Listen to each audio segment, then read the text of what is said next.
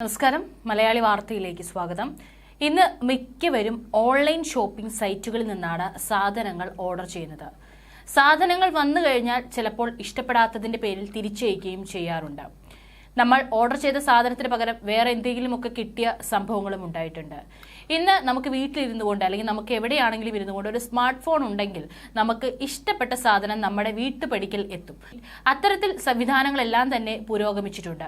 മാത്രവുമല്ല, ഇത്തരത്തിൽ ഓൺലൈൻ ഷോപ്പിങ്ങിനായി ഇന്ന് നിരവധി ആപ്പുകളാണ് ഉള്ളത്.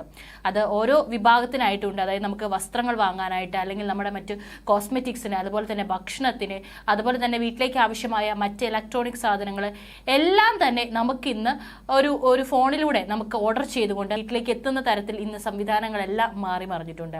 ഇന്ന് ഈ തിരക്കിട്ട് ഓടുന്ന ഈ ഒരു ലോകത്ത് ഇന്ന് കടയിൽ പോയി സാധനങ്ങൾ സമയമെടുത്ത് വാങ്ങാനുള്ള ഒരു സമയമൊന്നും എല്ലാവർക്കും കിട്ടിയെന്ന് വരില്ല.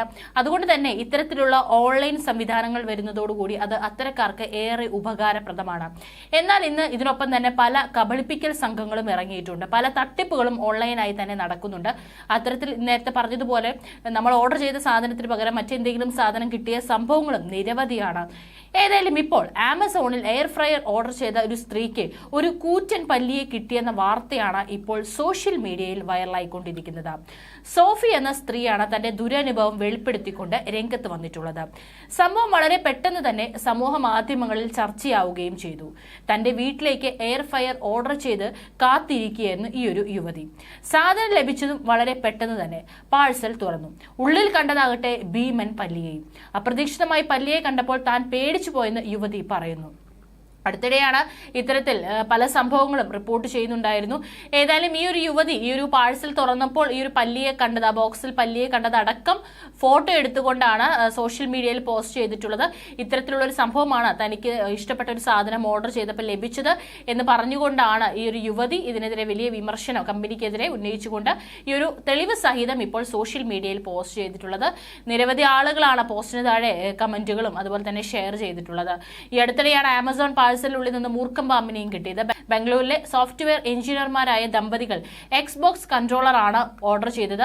പറഞ്ഞ ദിവസം തന്നെ പാഴ്സൽ എത്തി. അത് തുറക്കുന്നതിനിടെ മൊബൈൽ ക്യാമറയിൽ പകർത്തുകയും ചെയ്തു. കവർ പൊട്ടിക്കുന്നതിനിടെയാണ് മൂർഖം പാമ്പിനെ കണ്ടത്.